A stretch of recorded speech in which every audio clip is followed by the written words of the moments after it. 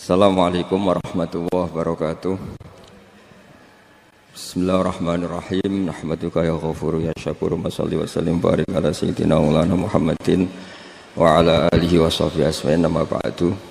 Sampean sing melarat ya cita-cita wae duwe dhuwit sing dadekno gampang salat. Lah nek sampean wis betah melarat, tapi kula melarat lah salat teng mriki lancar ya alhamdulillah. Jadi kan gak masalah, kan gak ada akibat apa-apa.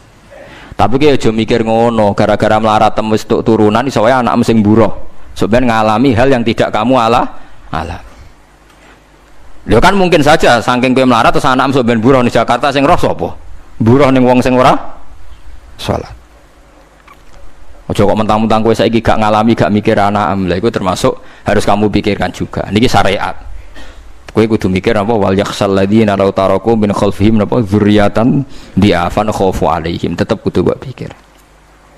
Mulane ketikane Kanjeng Nabi beja-bejane wong iku sing duwe dhuwit utawa pangkat sing yutahassanu bihi min dini, sing iso nggo bentengi napa agama. Lah anak kowe nglakoni ngono demi anak iku tidak ngurangi zuhud. Bahkan kok Nabi Khidir dadi panitiane anake sampeyan. Iku sing diceritakno teng Ashabul Kahfi. Ketika ana cah cilik anake wong soleh, abahe kabundut. Abahe sempat nyimpen emas batangan, keleng-eleng kene. Dadi dhisik ana wong soleh mati nyimpen emas apa? Batangan ora. Mboten niki emas batangan ora, Mas. Disimpen nang tembok. Suatu saat tembok niku badhe rubuh. Konsekuensine nek rubuh emas batangane konangan. Nek konangan dipek wong dolim. Lha ape rubuh ditata Nabi sinten? Khidir. Nabi Musa protes, wong karuan tembok ape rubuh kok mbok tata, padahal penduduk kene iku wonge nakal-nakal. Terus jawab Nabi Khidir seperti wa amal jidaru fakana li hulamaini napa yatimaini fil madinati wa kana tahtahu kanzul lahuma wa kana abuhuma sholihah. Dadi fatwa-fatwa zuhud sing berlebihan wong ora oleh nabung ngomong kosong, tak jamin. Itu ditentang oleh ulama-ulama syariat. Karena di cerita Ashabul Kahfi ini jelas kan, wong soleh nyimpen emas batangan ning tembok demi anake, keberlangsungan kesalehan apa? Anake. Ternyata dipanitiani Nabi Khidir. Supaya emas iki gak jatuh ke tangan-tangan orang zalim. Toh orang ini ketika nyimpen tetap disifati Allah wa kana abuhuma sholihah. Iku nang nunjukno nak wong soleh nabung iku gak ngurangi kesalehan. Tapi rasa mbok mafhum mukhalafah nek ora nabung ora saleh. Innalillahi wa inna ilaihi raji'un. Ora usah ngono, ora usah mbok jero-jero. Pokoke intine iku ana ayat wong saleh nabung iku gak ngurangi kesalehan. Wa kana abuhuma sholihah. Saiki wong do ora ngalim, sing fatwa zuhud berlebihan nganti wong sawangane duwe dhuwit dosa. Padahal mau dukung awake dhewe, paham nggih, sing fatwa ndukung napa? Awake dhewe. Keliru, pokoke barang berlebihan keliru. Lah sing seneng donya berlebihan. Nganti miliaran ku gak jelas hitungane. Ya nek cara kula sak sedengan misalnya sak rugen mati ya warisan piro kan? 50 juta. Piro? Mesin bubut anake cek kangelan. Maksudnya cek kangelan ngerjakno. Nah Mas sak karek ngedol lho. Mboten sing bener ya emas utawi ya tabungan lho. Mesin bubut padha karo ngeke penggawean. Mboten kula setuju mbek fatwane Ibnu Khaldun karena berdasar sejarah itu enggak ada nabi kecuali dari keluarga terhormat. Nah terhormat itu tadi terus kata Imam Ghazali sebetulnya ada harus terhormat kamu jadi presiden atau bupati. Ada adnal mal, ini rungokno tenan. Ada adnal mal atau adnal jah yang yutahassanu bihi min dini supaya bisa menjaga agama. Lah sekarang kalau pertanyaannya gimana Gus kalau globalisasi itu tadi jangan-jangan misalnya kalau kita ngobong gereja di Indonesia misalnya terus masjid yang minoritas di negara lain diobong sebagai balasan perlakuan umat Islam mayoritas di Indonesia terus gentenan Islam sing minoritas di negara lain ditindak. Itu jangan-jangan kita termasuk sebab dan teori itu juga sah. Wong pangeran yo momo tenan, cara ora pangeran yo kapok tenan mbek teori iku. Cara ora pangeran. Makanya niku nyata, wong sahabat itu jenenge sahabat anyar-anyar Islam nggih over. Kados Ruhin Mustafa seneng-seneng kula atau over. Saking overe bendina misoi gereja, misoi watu pangeran niku. Jancuk watu kok disembah. Pangeran nopo watu jancuk watu kok disembah. Akhirnya wong kafir malah sepi jancuk pisan pangeran. Pangeran akhirnya kena kan. Pangeran ya pangeran Allah akhirnya kena. Akhirnya ono syariat anyar. Wala tasubbul ladzina tu'una min dunillah fayasubbu wa adwam bi ghairi ilm. Mat sahabatmu aja oleh misoi pangerane wong kafir. Kurbane aku mat. Jadi jangan kira semangat tuh. Misalnya kayak Ruhin itu semangat ngiyakno aku ora ngiyakno Kiai liya aku ora damuk Kiai akeh. Dadi kabeh melane Nabi nate dawuh la yasubbur rajulu abahu. Wong jogeman misoi bapake. Sampai Nabi dibantah ya Rasulullah wa hal yasubbur rajulu abahu. Mosok tiyang misoi bapake piyambak. Terus Nabi jawab ya subbu abar rajuli fa yasubbur rajulu abahu. Ya misoi bapake wong, akhire bapake dekne dipisoi. Ya mau misoi pangerane wong, akhire pangeranem dipisoi. Lah pangeranem ku sapa ora Allah kan? Nah, sistem global itu ya teori itu ya mungkin. Jadi kalau Anda berbuat baik sama agama lain, mungkin agama lain berbuat baik sama kita. Di negara yang saudara kita minoritas, kayak di Bosnia, di Rohingya, di Phuket, di macam-macam, di Mindanao, mungkin bahkan di Amerika. Wong kendel ning Pulau Jawa perlu ditakoki, kowe kendel mergo mayoritas apa mergo jihad. Sampeyan tak ceritani ini kisah nyata kula ndek kanca khusuk era karuan. Nek ana ora salat giyeding era karuan. Islam apa Islam ra gelem salat ngene. Suatu saat dek niku uripe era karu-karuan akhire pindah ning Irian Jaya. Ning daerah mayoritas Kristen. Bareng kenalan kabeh jenenge martune sapa Kristen-Kristen. Suatu saat kenalan mbek wong jenenge sinten Abdullah alhamdulillah padahal wonge ora salat. Mergo buta tenan, butuhe ketemu Islam ra salat tak elah, sementing apa? Islam. Terus dia ini sadar bener jenengan Gus, gua gedeng wong rasolat itu mergo ning Jawa Gus, bareng ning Sumatera, ning di daerah Irian, gak iso gedeng. Gue gedeng wong rasolat tak ning Jawa, jajal ke saiki manggon Amerika, ketemu wong asal podo Islam ya wis seneng. Lah iya artinya hukumnya wong gak ternyata ada ruang dan apa waktu. Ya kok gue darani bojo mayu mergo ora tau metu. Kayak ngono. Soreng metu mesti tak ngerti kan waduh. Dadi wong ora ono sing bener asli paham iki cerita wong asli ora ono sing bener. Angger ana pembanding ya takobal apa napa minna minkum takobal apa ya kan. Mulane nganti dadi guyonan kena apa wong tuwa kok asring bojone do ucul mergo sing lanang ndelok bojone wong liya. Lali bojone sing elek terus dibarno. Ya tenan sebagian yang ngono tenan. Wong akeh sing diamuk sing lanang. Wong kok ayune ngono. Ngomong apa, Pak? Lha niku kanca kula tenan. Ngomong apa, Pak?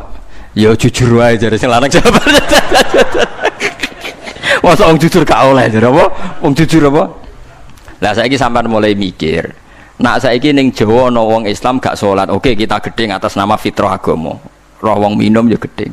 Tapi sebagian gedeng kita memang masalah kondisi. Buktine hal yang sama, kowe ketemu Islam ra salat, nak kowe ning Irian Jaya, mbok ning Timor Leste kowe seneng. Pira-pira ketemu padha napa Islami, senajan to ora napa ora salat. Iku mulane bener, sak dhuwur-dhuwure ilmu wa faqa kulli dzi ilmin napa alim. Sak dhuwur-dhuwure wong alim mesti ana wong alim. Saya itu baca teorinya Imam Ghazali, Ibnu Khaldun, terus teorinya Salahuddin Al-Ayyubi, memang teori itu saling pembanding dan itu mesti kesimpulan saya tadi walau la dafwa hinnasan apa ba'dhum bibadin. Jadi semua teori ini saling melengkapi. Ya memang kalau ketika kita dewa-dewa no fakir, zuhud, enak, tanpa hisab ini seakan-akan kita seneng fakir mergo bebas hisab. Nah, tapi nak ndelok randi kekuatan bergening ambek non muslim terus ke ape salat kangelan. Lho nggih to, misalnya sampean buruh ning Jakarta. Posisi buruh, majikan ra salat kon nyupiri, wae salat ra mandeg piye apa. Nah, tapi nak kowe sing majikan buruh ra salat, wae mandeg kowe salat. Ayo malah salat, anutlah ra paham lah wis makmum. Gak tak pecat, selesai kan. Oh, tetap gara-gara melarat itu tetap ra iso aqamus salat. Mulane ngaji ku sing imbang ya, aja pengagum kemiskinan. Melarat itu rasa mbok kagum-kagume biasa ae. Tapi aja mbok gedhingi dosa kowe kuwalat wong melarat ku napa? Gedhe wong melarat apa? Dosa. Tapi aja dukung, maksudnya wis ora usah didukung wis akeh malah menapa? Mbok dukung. Wah, malah parah, malah napa? Parah. Lah amar ma'ruf nahi mungkar itu syarat utama tadi ada adna malin, ada adna napa jahin untuk yutahasson. Buktine semua nabi itu punya kekuatan sing dadekno enggak tersiksa. Ini ku ma ba'atsallahu nabiyan illa fi mana'atin min qaumi.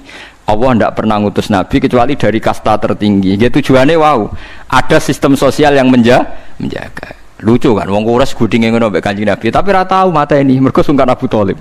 Sungkan sinten? Abu Thalib. Sayyid Abbas urung Islam, tapi nak Nabi dipateni ya ora trimo. Sampai Darun Nadwa kebingungan carane mateni Muhammad tu piye wong dekne keluarga napa Quraisy. Sampai ana iblis mendo-mendo wong ngene ae tiap desa ngirimno satu pemuda. Engko ben dame Muhammad berceceran, pe nuntut sapa lho nek sing mateni tiap desa duwe utusan sing mate kangelan. Mergo Nabi diutus fi manaatin mingkau. Nah, ketika Nabi pindah teng Madinah niku asline nggih mboten wong asing-asing amat. Mergo tiyang Yasrib niku wonten suku besar jenenge Bani Najjar napa? Bani Najjar. Bani Najjar niku keluarga besar Nabi saking Sayyidah Aminah. Mulane teng bar janji diterangno ketika Sayyid Abdul Gerah niku mergo niliki keluargane mim Bani Najjar. Paham ya? Jadi intinya ya gadah manaatin min qaumi. Gini ku Bani napa? Bani Najjar. Jadi napa jenenge sebutinu wa makatha fihim syahron yu'anu nasukmahu wasakwa. Iku suku napa Bani Najjar. Akhwalihi min Bani napa? Najjar. Jadi eling-eling. Jadi mboten saged. Mane sampean ya ora usah protes. Kadang-kadang kena apa wong alim-alim ya rontok-rontok Gus, rontok-rontok mulya karepe ben rapati repot nemen-nemen. Misalnya kayak wong alim terus wong biasa total wino terus kon bubut ruhin, nah wae mulang wae kon apa bubut, ayo repot. Jadi kus pengeran apa orang ngono radiga. Saya itu nggak pernah loh takut mati meskipun saya masih muda, karena saya bayangkan mati itu ya baik-baik saja. Ketika saya hidup ya nggak tahu cara ngelola nyawa saya, kenapa kok tidak pergi? Kamu tahu caranya ngelola nyawa kamu, kok nggak mati sekarang? Nggak tahu kan? Tahu-tahu masih hidup kan, tahu-tahu diutang semacam-macam lah. Sebenarnya kita zaman hidup pun nggak tahu cara ngelola nyawa kita, cara kerja jantung kita, cara kerja paru-paru kita. Nanti setelah kita mati pun nggak tahu caranya hidup kita kadena.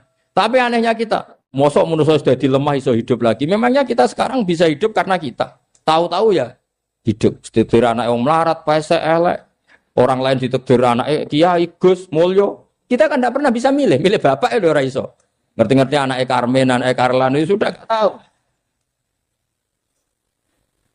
Artinya gini ya, sudah ya Allah ketika saya hidup ya tidak tahu kenapa saya hidup, pasti engkau yang menghidupkan. Ketika saya mati juga gak tahu kenapa saya mati, pasti engkau yang menghidupkan dan mematikan. Maka saya akan baik-baik saja di akhirat, karena ketika di dunia Tuhannya yang engkau, ketika di akhirat Tuhannya, dan sifat engkau tidak akan rubah, tetap arhamur rahimin. Makanya dulu wali-wali itu kalau mau mati ya santai aja. Said Umar bin Abdul Aziz itu ulama-ulama dulu kalau mau meninggal itu kalau keluarganya nangis marah besar. Memangnya mau kemana kamu nangisin saya? Lah kamu kan mau mati. Memangnya mau kemana kalau mati?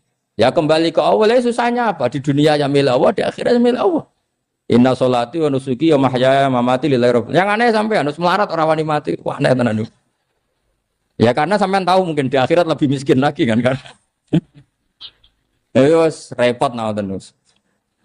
Coba kalau dari awal kita menstatuskan diri kita biadillah, inna sholati wa nusuki wa mahyaya wa mamati. Tapi kamu salah status. Mengatakan kehidupan adalah momen untuk mencari kesejahteraan. Kehidupan adalah momen untuk cari karir. Kamu mensifati kehidupan secara salah. Jika kamu terjebak nyari karir, nyari kaya. Coba kalau kamu pakai mazhabnya Sufi, kehidupan adalah pemberian dari Allah untuk kembali kepada Allah. Kematian ya seperti itu. Akhirnya ya santai saja. Inna sholati wa nusuki wa mahyaya wa mamati lillahi rabbil alamin. Istri juga gitu. Saya itu tidak sombong. Saya itu mulai nikah sampai sekarang itu hampir gak pernah tukaran sama istri. Sama istri saya itu sering bilang gini, Gus kali-kali kalau saya ngamuk itu diwales, dilawan. Supaya saya punya musuh katanya. Betul ya? Ya saya bilang gini. Allah itu maha baik sama saya. Ketika harmonis, ganjaran saya ya lewat harmonis itu. Sehingga saya ngasih uang, menyenangkan Anda. Ketika Anda marah, ganjaran saya lewat sabar. Ya sudah, itu semuanya baik. Kalau kamu marah, saya tidak dapat pahala. Makanya kalau kamu marah tak dengerin. Ini cara Allah membuat pahala tanpa bayar kata saya. Justru kalau pas rukun itu untuk dapat pahala harus nyervis, jajak nukokno kelambi mahal katanya. Boros itu pahala yang boros katanya. Tapi kalau kamu marah ini pahala paling murah, nggak usah biaya, dapat apa? Pahala. Cukup sabar. Lu itu kalau terlatih lama-lama dapat ya biasa saja. Ulama dulu seperti itu semua. Imam Syafi'i itu pernah ada orang baik sekali sama beliau. Orangnya itu munafik padahal. Tapi kalau setelah keluar dari Imam Syafi'i dia memaki-maki Imam Syafi'i. Suatu saat beliau tadi muji-muji jenengan tuh di luar maki-maki jenengan. Imam Syafi'i itu guyu. Guyu semua nanya bukan alhamdulillah. Muridnya kan janggal. Ini dikasih tahu gitu. Alhamdulillah. Kenapa Imam Syafi'i dia kan di luar maki-maki jenengan? Berarti aku wong wibawa ning ngarepku rawani. Ya jadi dianggap enteng saja melihat. Berarti aku wong wibawa ning ngarepku ora wani. Ya sudah. Terus ketika ditanya, tapi itu kan bahaya bagi Anda karena memfitnah Anda gini-gini. Kata beliau, zaka Allah. Yang kritiknya bahaya itu hanya Allah Ta'ala. Yang lainnya enggak bahaya. Karena ini makhluk dhaif, enggak penting. Loh kamu sampai tersisa dikritik orang karena kamu nganggap makhluk itu penting. Ini gobloknya sampean. Goblok segoblok-gobloknya. Coba kalau kamu mensatukan makhluk tetap makhluk, kritiknya enggak penting. Selesai kan? Selesai enggak? Ini problem Anda ada wali itu, kalau dikritik ya susah. Makanya ada wali itu problem menurut saya. Makanya saya enggak ingin enggak jadi wali itu kan. Karena hanya wali yang hidupnya itu la khaufun alaihim walahum. Ya. Orang dulu tuh semudah itu hidup. Gampang sekali.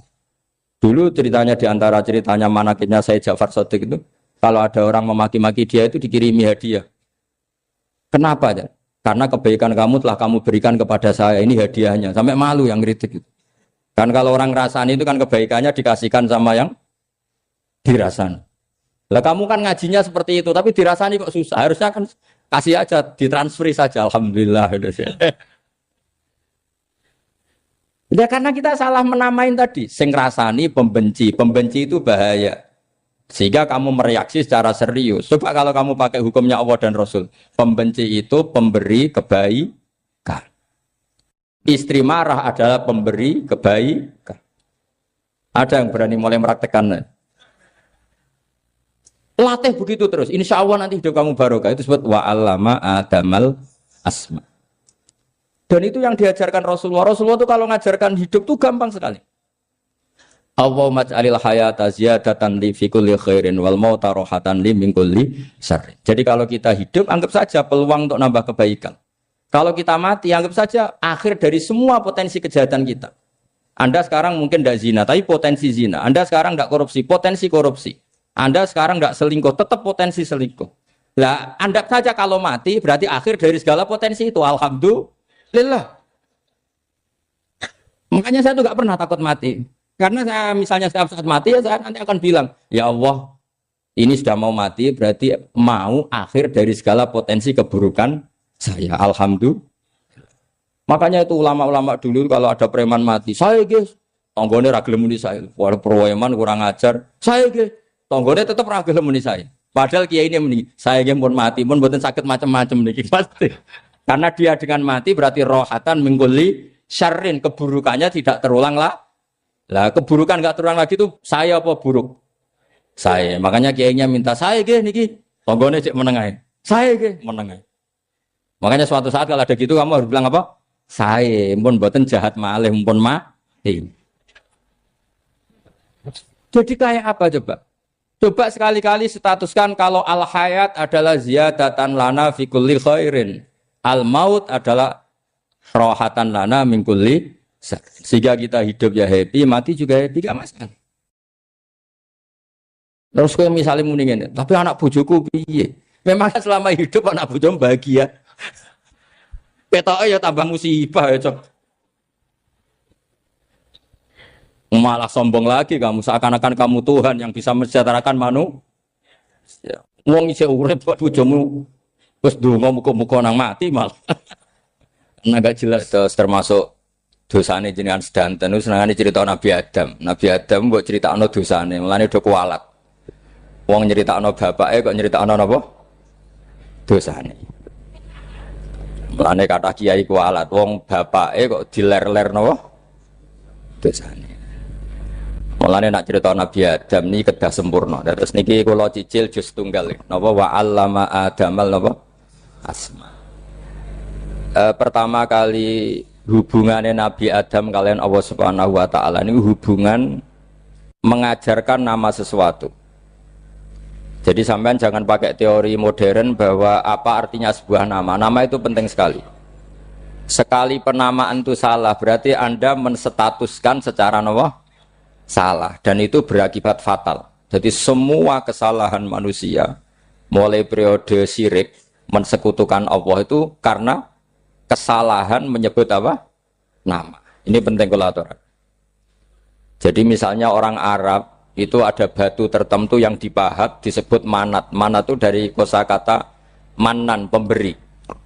Yang satu disebut uzza, sesuatu yang aziz, yang agung. Sehingga akhirnya diperagungkan. Coba kalau misalnya manat dan lata itu ketemu orang Lasem, terus ditanyakan, ini batu apa ini?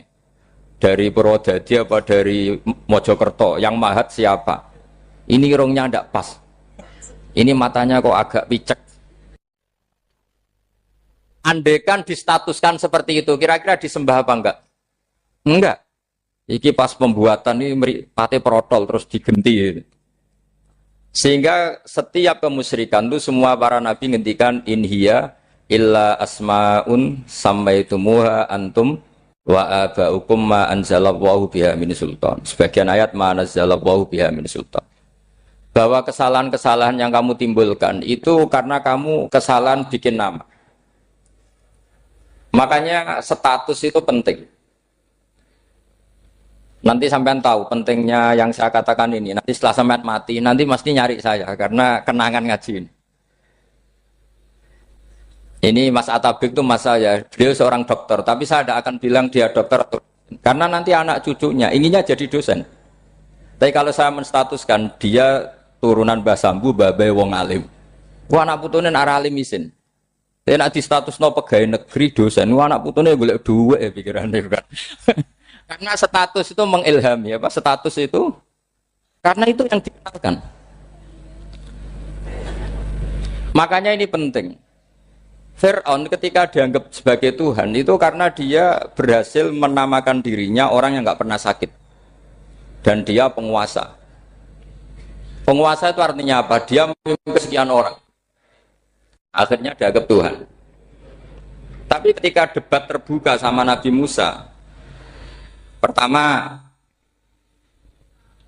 mohon standar mohon gemike. Pertama kata Fir'aun, wama Rabbul Alamin. Lalu Tuhan kamu itu siapa? Kata Musa, yang menuhani langit dan bumi. Fir'aun masih bisa berargumentasi. Setahu saya di bumi Tuhan hanya saya. Soal kemungkinan Tuhan Anda di langit, terus Fir'aun nyuruh Haman, ya Haman ibnili sorhal ali abluhul asbab as-samawati fa'attali'a ila ilahi Musa. Tapi kalau itu dibuktikan, nanti Musa pasti kalah. Karena kalau Fir'aun naik ke langit, pasti gak melihat Tuhan. Wong yang Nabi saja gak melihat, apalagi Fir'aun. Pasti dia bilang gak ada. Tapi apa yang bisa mengalahkan Fir'aun adalah argumentasi status.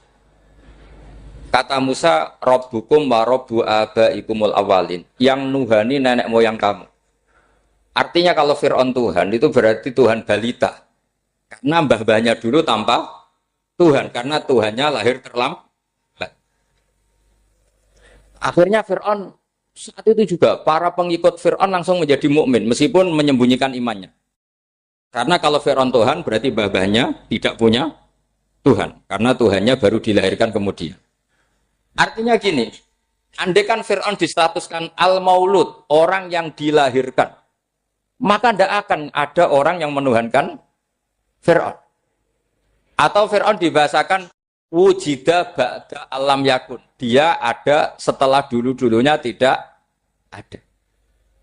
Apapun hebatnya Donald Trump, apapun hebatnya Cleopatra, apa Fir'aun, semuanya itu wujidu ba'da alam yakun. Mereka ada dari tidak ada. Yang seperti ini pasti tidak Tuhan.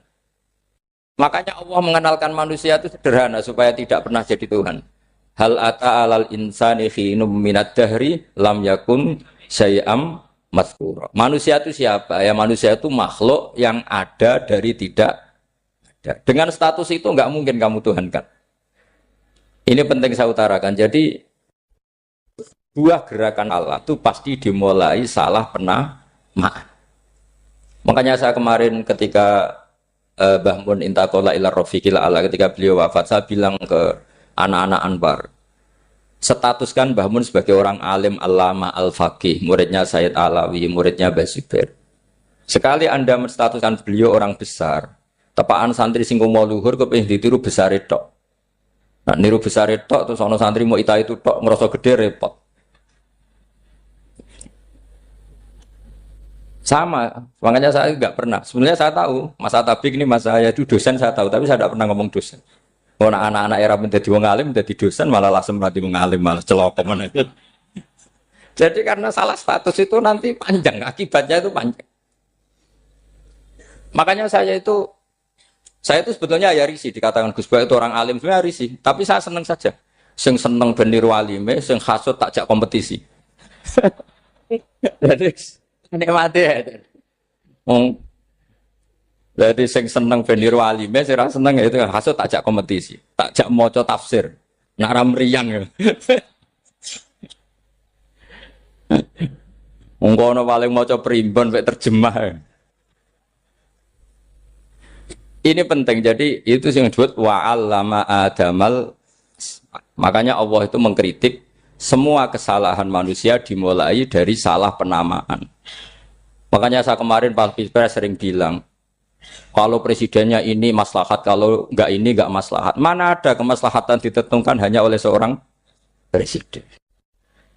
Itu tauhid kita di mana? Memang kita secara syariat harus milih sesuai istihad kita. Tapi tidak usah dong menggantungkan kesejahteraan sama seorang makhluk, itu tidak boleh. Secara tauhid tidak boleh. Makanya ini penting sekali. Jadi nggak boleh orang salah nama. Kita tetap memilih presiden, milih kiai, milih siapa saja. Tapi tidak boleh menstatuskan manusia sama dengan status Tuhan. Itu bahaya sekali dalam ilmu tauhid. Saya teruskan ya. Nah ini sekaligus latihan tauhid sama latihan tafsir ya. Sampun nggih. Kula terusno malih. Pun santai mawon. Kula ki ikhlas ora ngarah gelo santai mawon. Wong umpama ora sida ngaji ora gelo apa meneh trimo mik rusak. Ndak, karena saya itu insya Allah ndak akan pernah salah nama. Saya punya cerita ya, tentang nama itu. Ketika seseorang baik sama tetangga, itu kalau sampean seorang mukmin yang mukhlis, mukmin yang ikhlas, pasti ya karena diperintah Allah. Saya ngajar seperti ini karena diperintah Allah. Baik sama pernah sepuh karena saya turunan Mbah Sambu, ya karena menghormati Mbah Sambu. Itu bagus. Sehingga dulu itu ada ulama, saya berkali-kali cerita, ada ulama punya tetangga itu berdua anak muda. Ya Ahmad, silahkan ke rumah saya, datang. Setelah datang ke rumah pemuda tadi, kata pemuda tadi, ya Ahmad silahkan kembali, saya tidak butuh kamu. Kembali Imam Ahmad, dan santai saja. Setelah kembali sekian menit dipanggil lagi, ya Ahmad saya jadi butuh kamu, datang ke rumah saya, datang lagi. Setelah datang, saya tidak butuh kamu, silahkan pulang. Pulang sampai 3 kali. Itu Imam Ahmad senangnya bukan main, kelihatan ceria senang. Lama-lama muda ini tanya, ya Ahmad kenapa Anda tidak tersinggung, bukankah itu menyakitkan? Enggak kata saya. Tapi saya akan menyebalkan. Enggak kata saya. Kata Imam Ahmad, kenapa aja? Saya ini diperintah sama Allah, kan apik mbek tangga. Dadi nek mbok udang ya teko, mbok kon mulai ya mulai. Alhamdulillah iso nglakoni perintahe Allah. Dadi aku ora ono hubungane mbek kowe. Sehingga orang itu gak bisa didikte oleh di sekelilingnya karena ya hubungannya langsung sama Allah Subhanahu wa Ta'ala. Jadi dulu tuh orang jadi wali itu segampang itu. Kalau kamu kan enggak, hukum tentang tetangga itu kamu kayak orang kapitalis, kayak orang komunis, pakai teori sosial. Nak diapik yo apik, dielek yo elek. Itu kan pikiran PKI. Artinya satu perilaku sosial didikte oleh makhluk itu perilaku orang mukmin atau orang PKI. Itu orang PKI. Kalau orang mukmin ya mangkana yu'minu billahi wal yaumil akhir fal yukrim jarahu, kita baik sama tetangga karena diperintah Allah, sehingga kecewa ada kecewa ya santai saja. Imam Ahmad katanya, kenapa engkau tetap ceria? Aku ora urusan mbek kowe, urusanku mbek pangeran. Pangeran ngutus sampe mbek tonggo. Saya ulang lagi ya, tetes tentang napa wa 'allama adamal asma. Jadi andaikan seorang manusia melakukan kebaikan karena dia makmur, amarahu wa. Kita diperintahkan Allah baik sama tetangga. Ya biasanya tetap seperti itu. Kita diperintahkan Allah baik sama. Sehingga ketika ngalami kayak yang dialami Ahmad, kita santai saja. Ketika kita datang bi amrillah, ketika kembali ya bi amrillah, sehingga ya sudah kita dapat pahala.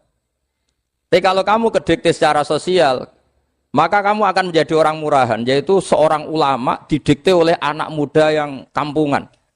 Justru kita kalah kan, kita kampungan sekali karena kita ulama senengnya kalau disenengkan orang, mangkelnya kalau dimangkelkan orang. Artinya apa? Kamu didikte makhluk. Itu kerennya di mana coba? Kerennya di mana? Enggak ada sama sekali. Apalagi yang dikte trimo canom sing goblok, sing desa. Kamu seorang ulama besar. Tapi kalau kamu hubungannya dengan Allah, dia muji kamu, alhamdulillah dipuji. Dia memaki kamu, alhamdulillah dapat pahala lewat jalur sabar. Kan santai saja. Sehingga saya berkali-kali bilang, setan itu untungnya tidak pernah ngaji saya. Kalau ngaji dia pasti ngerusak metode, merubah metode.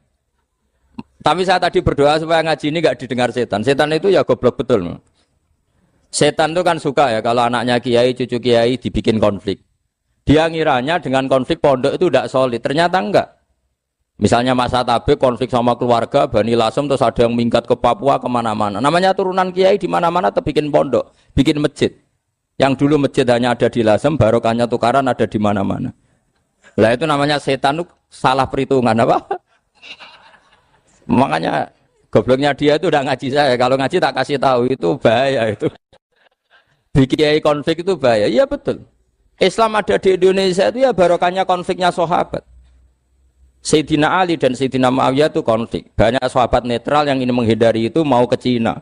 Di Selat Malaka sebagian terdampar, terus ada yang ke Aceh, ada yang ke Sumatera, namanya Sayyidina Ali. Makanya awal Islam di Indonesia dimulai Syekh Yusuf Baros itu. Kalau Timur Tengah nggak ada tukaran, itu tidak ada Islam menyebar kemana-mana. Nah setan ngiranya kalau sahabat tukaran itu nanti kacau. Ternyata enggak, malah Islam menyebar kemana-mana, barokahnya tukaran. Dulu Solo karena konflik ya banyak ulama yang ke Selasem kemana-mana gara-gara Solo gak kondusif. Akhirnya kayaknya keduman basambu, keduman macam-macam. Sedungak mawon kiai tukaran terus betul apa-apa. Yang penting ora bacok-bacokan, rasan-santetan wis. Wis pokoke rasan-rasanan ringan ya sudah itu bagus. Memang Allah bikin seperti itu. Enggak apa-apa. Kata Allah wala yazaluna mukhtalifina illa man rahima rabbuk. Kata Allah walidzalika khalaqahum. Ikhtilaf itu barokahnya masyaallah. Kalau saya setuju pendapatnya Mas Atabik, saya jadi dosen. Nanti yang ngaji tafsir siapa? Tapi kalau dia setuju saya, dia jadi ahli tafsir, yang jadi PNS siapa? Ya sudah, barokahnya khilaf. Dia jadi PNS, dia dapat gaji. Tapi gaji itu bisa dihitung. Kalau naik harus tambah prestasi. Kalau saya kiai min haitsu la yahtasib, pasti cepat kaya saya. Karena rezekinya kiai itu tanpa batas. Makanya haji saya itu plus. Saya itu tidak kaya, tapi haji saya haji plus. Masa tapi paling reguler. Karena rezekinya kiai itu min haitsu la yahtasib. Makanya saya pernah disoal sama teman-teman dosen di UI. Bapak kok berani pulang ke Rembang? Kiai itu kan rezekinya agak jelas. Kata saya justru agak jelas itu bagus. Kalau sampean kan konsisten segitu nilainya. Kalau saya enggak. Kata saya. Jadi tak nikmati saja. Karena saya hamba Allah, bukan hamba negara. Kalau hamba Allah ya gaji Allah. Kalau hamba negara ya negara itu, negara sama Allah kayak mana? Allah ya sudah pinter berarti. Sudah. Jadi jangan pernah kita ini salah nama. Kalau salah nama itu bisa panjang. Makanya ada wali itu kalau dongo itu rontok kriminal. Tapi malah pangeran seneng. Sampai dalam riwayat itu innahu yudkhiluni al-yauma salasa marat. Wali itu bisa menertawakan saya 3 kali. Itu kata Allah. Itu kalau dongo itu agak kriminal, tapi mesti mustajab. Tapi kalau kamu niru sudah tidak mustajab, karena ini KW, copy paste. Itu kalau dia datang ke Raudhah itu bilang gini wali tadi, ya Allah, saya ingin jadi orang baik. Jika engkau turuti doa saya, maka surra habibuk, kekasihmu ini menjadi senang. Tapi jika saya jadi orang jelek, surah aduwuk yang senang itu iblis. Sekarang milih mana jenengan? Menyenangkan kekasih kamu apa menyenangkan musuh kamu? Itu semua riwayat. Terus kata Allah bilang ke Nabi Muhammad, karena wali kan ada alam roh. Wis kandhani wis mustajab coba lain itu kayak gue. Segampang itu wali punya hubungan. Saya ulang lagi ya, tapi jangan ditiru. Karena kamu tidak wali. Nanti setelah wali niru gak apa-apa.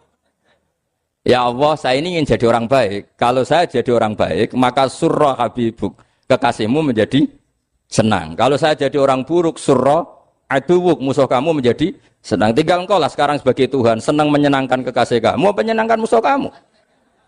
Ya tentu Allah pilihannya kan senang menyenangkan kekasihnya. Terus kata Allah, sudah sampai situ aja doanya, jangan panjang-panjang, baca-baca malah repot. Semudah itu mereka hubungan dengan Allah SWT karena mereka tidak pernah salah nama. Kalau kita kan tidak. Kita tidak mesti walinya, tidak mesti istiqomahnya, kiai saja karena diangkat MUI, bukan karena kiai betul, atau diangkat di struktur kepengurusan NU. Terus doa pakai namanya sendiri, ya Allah, saya ini ngitmai agama sudah lama, mbok ya Allah, saya ini jadi gini-gini. Status kamu itu belum ada di arsy. Ini penting saya utarakan, jadi nama status itu penting sekali. Sehingga semua kesalahan saya ulang lagi itu karena status. Ini penting saya utarakan karena sekarang itu banyak nama itu disepelekan. Saya itu sering sinau kamus, jadi saya termasuk menekuni tafsir itu diantaranya menekuni kamus. Saya punya kamus banyak, mulai yang dikarang orang setengah kafir, munjid itu kan, kafir tapi setengah. Karena timnya banyak yang muslim juga. Ada yang virus abadi, macam-macam. Yang saya kenang dari kamus, diantara kamus yang saya kenang tentu miliknya Said Zabidi, kamus Mukhid itu. Ada kamus milik saya namanya Mukhtarus Sikhah. Itu dikarang oleh orang alim. Itu bilang begini. Sama tak bedai sekarang. Lafat ilah itu maknanya apa? Tuhan kan? Tasniahnya apa? Dia bilang isim ini tidak punya tasniah. Dia bilang ilah. Normalnya tasniahnya ilahani. Jam'anya taksir alihah. Tapi kata dia nggak boleh. Lughat seperti itu gak boleh. Karena kullusmin harus yadullu ala aini musamma. Ilah itu nama tunggal untuk Allah. Sehingga karena Allah itu tunggal gak boleh ada tasniahnya ilahani. Karena kalau ilahani berarti kamu nerjemah apa? Dua Tuhan. Berarti kamu nganggap ada Zaidun. Ketika Zaid dua kamu bilang Zaidani. Kalau banyak kan gak pernah ada Tuhan dua atau tiga. Makanya kata pengarangnya itu Abu Bakar Ar-Razi itu kata beliau, wahadal ismu la musanna lahu wala jam'a wa innama jama'uhu wa sannauhu katanya. Isim ini tidak punya tasniah, tidak punya jamak. Tapi kalau orang-orang katanya, orang-orang itu bilang ini ada jamaknya, ada tasniahnya. Ini penting sekali. Karena kesalahan itu enggak ada. Cara teori Quran itu kesalahan itu enggak ada. Yang ada adalah orang salah. Beda loh ya. Tak wari dadi wong pinter. Makanya ini sampai subuh, tak wari dadi wong pinter. Saya ulang lagi ya. Kesalahan itu tidak ada. Yang ada itu orang salah. Pernah ada enggak 1 tambah 1 15? Enggak ada kan? Tapi kalau orang salah bilang 15, ada. Pernah enggak putih ini hakikatnya hitam? Enggak pernah kan? Tapi kalau orang salah, misalnya Rabun bilang ini hitam, ada. Sehingga ini penting, ini dalam teori ilmu mantek. Setiap Allah menyalahkan mereka, itu kata Allah, yaquluna bi afwahihim. Mereka itu melafatkan dengan mulut mereka bahwa Tuhan itu tiga misalnya, bahwa Lata Hubal itu Tuhan. Itu kalimat yang keluar dari mulut mereka tapi tidak menunjuk hakikat. Makanya kata Allah, kaburas kalimatan takhruju min afwahihim. Sungguh kalimat itu kalimat kriminal betul yang keluar dari lisan mereka. Karena apa? Normalnya kalimat itu tadullu ala musammahu atau musammaha. Yang namanya kalimat misalnya putih yang menunjuk putih, hitam menunjuk hitam. Nah, kalau Tuhan kok ditunjukkan ke batu, itu kan kacau. Tuhan kamu siapa? Hubal, itu batu apa Tuhan? Batu. Tuhan kamu siapa? Yesus. Yesus itu manusia apa Tuhan?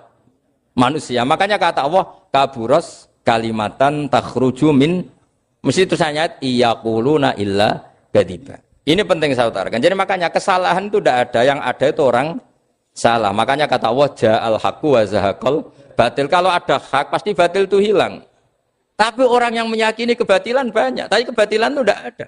Pernah ada enggak 1 tambah 1 15? Enggak pernah ada kan?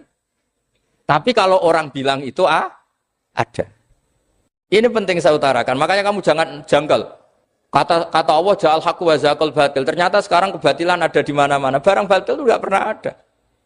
Yang ada pelakunya. Misalnya nyon saya misalnya gini. Zina itu mengenakkan apa enggak? Kata orang yang ahli nafsu mengenakkan. Tapi hakikatnya tidak pernah mengenakkan. Sekarang tanyakan yang pernah melakukan itu, yang terhantui dosa oleh itu. Hakikatnya menyakitkan apa mengenakkan? Menyakitkan. Tapi yang bilang mengenakkan ada, tapi hakikatnya tetap menyakitkan. Nah, semua kesalahan manusia itu dimulai cara membahasakan. Mengambil uang negara korupsi itu kata yang baru keturutan nafsu nih. Enak punya uang banyak, mengenakkan. Tapi kata yang sudah ketangkep, menyakitkan. Nah faktanya korupsi itu dihisap sampai akhirat. Statusnya itu menyakitkan apa mengenakkan? Menyakitkan. Andai kan orang menstatuskan korupsi menyakitkan, maka akan menjauhi korupsi. Makanya semua kesalahan itu dimulai dari salah memberi nama. Ini penting saya utarakan supaya kamu kalau menafsirkan Quran itu nanti terus benar. Makanya setiap kesalahan kata Allah apa? Kaburas kalimatan takhruju min afwai. Nah kalau kalimat itu nyata, kata Allah kalimatu haqqin aliyah nahya wa aliyah namut wa aliyah nub'as. Atau katanya istilah pangeran dzalika bi anna Allaha wal haqqu wa nama yatuna min dunihi wal batil. Nanti terus urut, sampean baca Quran nanti bisa kayak saya, urut, konsisten. Yaitu tadi. Misalnya Fir'aun itu orang pakai status yang diajarkan Allah ke kita. Fir'aun adalah wujida ba'da alam yakun. Fir'aun adalah makhluk yang sekarang ada, tapi dulu-dulunya tidak ada. Padahal sebelum ada Fir'aun sudah ada bumi, ada langit, ada matahari. Sebelum ada Yesus, ada Isa, sudah ada bumi, ada matahari. Artinya apa? Zaman langit bumi ada, penyebabnya Isa apa enggak? Enggak kan? Karena dia ada setelah adanya langit dan bumi. Fir'aun juga gitu. Yesus juga gitu, semuanya begitu. Makanya Allah mengajari kita apa? Hal ata alal insani hinum minad dahri lam yakun syai'am madhkura. Katakan manusia itu siapa? Manusia adalah makhluk wujud yang dulu tidak ada. Sekarang banyak enggak orang yang sudah kaya sebelum Pak Jokowi jadi presiden, sebelum Pak SBY jadi presiden, sebelum Pak Karno jadi presiden? Banyak enggak yang sudah kaya sebelum? Banyak kan? Artinya yang mengkayakan itu presiden Pak Allah. Allah. Sekarang kamu miskin, kamu nggak bisa nyalahkan Pak Jokowi. Sebelum Pak Jokowi presiden, kamu sudah miskin. Ya, artinya yang memiskinkan itu presiden apa takdir? Takdir. Makanya wa anna ila rabbikal muntaha wa annahu adhaka wa abka wa annahu amata wa ahya wa annahu khalaqaz zawjaini dzakara wal unsa. Jadi kita miskin ya karena kehendak Allah, kita kaya kan semua itu karena Allah. Tapi kita terjebak hukum modern. Nak presiden iki sejahtera, nak iki ora.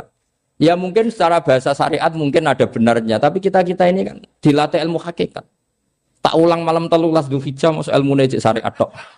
Kok gak pinter-pinter banget cek gobloke kan gitu. Kenapa nama itu penting? Begini. Alam yang dipakai Quran, alam itu nama ya, alam mangkul. Semua alam. Wah nanti subuh tak jamin pinter nih. Tapi saya tetap mau setengah jam. Karena saya tahu sampai subuh pun kira-kira ya tidak pinter, jadi ya setengah jam. Jadi nanti kalau kamu ditanya, kenapa tidak pinter? Mari Gus Bak mulangnya mau setengah jam. Punya alasan. Kalau sampai subuh kok gak pinter kan? Goblok banget nanti subuh orang pinter. Ya nak orang-orang bilang gitu. Lah anak saya ngomongin, oh mesti salah metode, gurune yang salah. Diulang orang pinter-pinter mesti salah sing mulang gitu. Pala repot lagi nanti. Saya beri satu teori bahwa nama itu penting. Rasulullah itu pernah guyon gini. Ini guyon betul ada di hadis Sahih, ada di juz 3 di kitab Bukhari. Allah itu kalau ingin bully, Allah itu suka bully, suka goda orang. Kalau ingin bully orang kafir itu menamakan kekasihnya namanya Muhammad. Makanya Nabi pernah guyon. Ala ta'jabuna kaifa yasrifu wa anni satma quraisin wa la'nahu. Kenapa Anda nggak pernah berpikir bahwa Allah begitu mencintai saya sampai bikin nama untuk saya itu nama yang membingungkan semua orang kafir? Karena kalau Abu Jahal nyari Muhammad mana itu kalau kamu tahu bahasa Arab, berarti artinya kan orang terpuji mana? Padahal Abu Jahal itu menghindari kata orang terpuji. Jadi bingung dia. Muhammad kamu janjo, coba kamu terjemah. Wahai orang terpuji kamu, itu kan kado semua. Makanya Allah itu suka bully. Jadi kata Nabi Muhammad, kamu tahu betapa Allah itu mencintai saya dan bikin bingung orang-orang yang menghujat saya. Karena mereka kalau menghujat saya tetap menamai Muhammad. Itu coba kalau kamu tahu bahasa Arab, maknanya Muhammad orang yang berarti kira-kira kalau Abu Jahal Misa itu jancuk kamu Muhammad. Berarti artinya apa? Wahai orang terpuji, kamu jancuk. Ini kalimat yang kacau kan? Akhirnya Abu Jahal pinter. Kalau nyari Muhammad bilang gitu. Ya mudammam, ainal mudammam. Makanya kata Nabi, yastamu namudammaman wa yal'aunu namudammaman wa ana Muhammad. Akhirnya Abu Jahal kalau nyari Muhammad, ainal mudammam, mana orang yang tercela? Akhirnya orang-orang tanya, mudammam itu siapa? Muhammad itu loh. Akhirnya dia keinget lagi. Ya Muhammad itu loh. Akhirnya ya bilang Muhammad lagi. Jadi kayak apa? Makanya itu saya mangkal kalau sama orang dan anaknya Kiai jenenge Agus karena ya tetap diceluk Gus. Karena ya saya itu punya teman itu enggak Gus, mangkalnya bukan main sama anaknya Kiai. Dia punya cita-cita anaknya nanti dinamai hanya Agus saja. Supaya semuanya manggil. Terus nanti yang hasut ya bilang Gus. Kayak kemarin pas Pilpres itu macam-macam. Tapi ini penting saya utarakan, jadi nama itu nggak boleh salah, status juga nggak boleh salah. Makanya saya ingin misalnya anaknya Kiai kok jadi pejabat, ya sudahlah jabat itu. Saya betul, saya sampai sekarang dengan Gus Yasin itu ya tetap nyucup. Saya bilang ini putra guru saya, ini Gus saya. Saya tidak pernah membahasakan beliau wakil gubernur. Bahayanya nanti suatu saat, oh ini mantan, kan repot. Jadi ini penting, status itu penting. Orang sekali salah status itu bahaya, ke depan itu bahaya sekali. Karena tadi saya bilang, tadi misalnya banyak kan anaknya orang-orang alim alamah, terus anak cucunya jadi dosen atau jadi doktor gitu. Terus ini yang jadi status. Nggak boleh seperti itu. Ya sudah, dokter secara akademik, dia jadi PNS karena kestatusan itu, tapi di keluarga tetap saja status alimnya saja. Atau mudawimul khairi, mudawimut tahajud. Mudawimu apalah, ini selalu tahajud, ini selalu deres, ini selalu ibadah. Sehingga anak cucu kita ya kenangannya itu. Anak-anak saya meskipun kecil itu jamaah terus, karena ya saya selalu jamaah. Dan saya melihat, kalau anak saya tanya, Pak, kenapa Bapak sholat terus? Ya saya bilang, sepantasnya jadi manusia sujud, cuma selama melok dudunya, melok nganggo. Pangeran dibayari ya ora gelem. Kata saya gitu, wong nganggo wong ya bayar. Lagi nganggo bumine pangeran ra bayar wis, anggap aja sujud itu bayar kata saya gitu. Sehingga merasa sujud itu satu identitas. Ini penting saya utarakan karena tadi saya betul-betul mengenang istilah Allah wa 'allama Adamal asma. Semua kesalahan itu kata para nabi inhiya illa asma'un samaitumuha antum ba'atau. Kita membahasakan misalnya Presiden Amerika orang terkuat di dunia. Bagaimana mungkin orang terkuat kemudian agak mangan sedino lemes? Hebatnya ning ndi? Iku nak pas mules weteng agak ngising ya lemes. Hebatnya apa? Makanya Allah ketika menerangkan Isa itu tidak Tuhan, itu Allah sederhana cara ngendikan. Karena yakulani to amal masih ibnu Maryam illa rasul. Qad khalas min qablihir rusul. Wa ummuhu siddiqah kana yakulani to'a. Artinya kalau Isa itu tidak mangan ya lemes. Nak keluarkan ya kudu ngising. Lah terus mbok sembah itu terus piye? Jadi gak kebayang seorang Tuhan kemudian kalau gak makan tuh lemes. Berarti statusnya Isa apa? Orang yang lemes kalau tidak makan. Terus kamu Tuhan kan? Aneh gak? Aneh. Jadi andaikan manusia dengan status yang diterapkan Allah, yang distatuskan Allah itu pasti tidak ada yang salah. Karena yakulanit. Ini saya cicil juz 1 wa 'allama Adamal asma. Makanya kata Rasulullah, Allah ta'jabuna kaifa yusrifu wa annisat ma quraisin wa dhamma. Ini penting, nama itu penting. Karena sekali nama ini salah, coba misalnya orang sepakat darani Fir'aun itu wujida ba'da